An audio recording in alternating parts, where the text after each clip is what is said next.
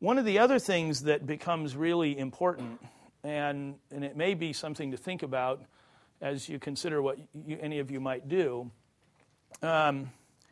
is how to make a global machine run well. There's many bigger companies than ours that have more of this example of problem, but we have about 600 people in Bangalore in India. We have a couple hundred people in Beijing in China that are in our development organization. We have about 400 or 500 on the East Coast, and we've got another 600 or so here in Silicon Valley.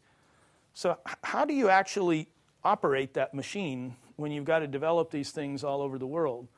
And I think we're actually getting past this, but there was certainly a time when this was quite a threatening thing for all of us, imagining in the U.S. that all the jobs were being exported, and this was going to be a terrible thing, and it was no use being an engineer in the United States anymore, and all that. And I just would really encourage you to ignore that stuff, because what actually is really important today is figuring out how to be either a contributor individually or how to be a manager or a leader in making a global machine run. That really makes people who have that skill valuable. Because as we get bigger, as much of the differentiation that will define our path to $5 or $10 billion is going to come not just from our products, that'll be necessary, but it won't be sufficient.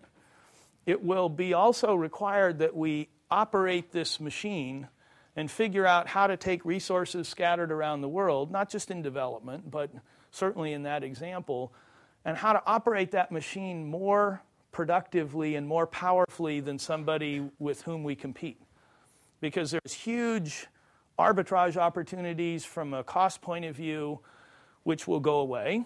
But what will remain is that if you're looking for the top 10% of talent to build your company, and talent is critical to any company's success, if the size of company A's pool is X, some portion of the world, pick any country, and the size of company B's talent pool is 10X, then the top 10% is going to be better.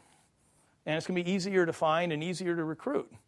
So the actual competitive requirement for this global marketplace and labor pool is the only way any company of size is going to be able to recruit the necessary talent relative to what others who compete with them will do. So being global in the way that you approach the job market and in looking at these situations and figuring out how do I capitalize on that, doing that well and understanding how to operate around the world, how to manage teams in multiple locations, how to understand cultures in different countries and synthesize that effort, those people are as or more valuable to us. And if you put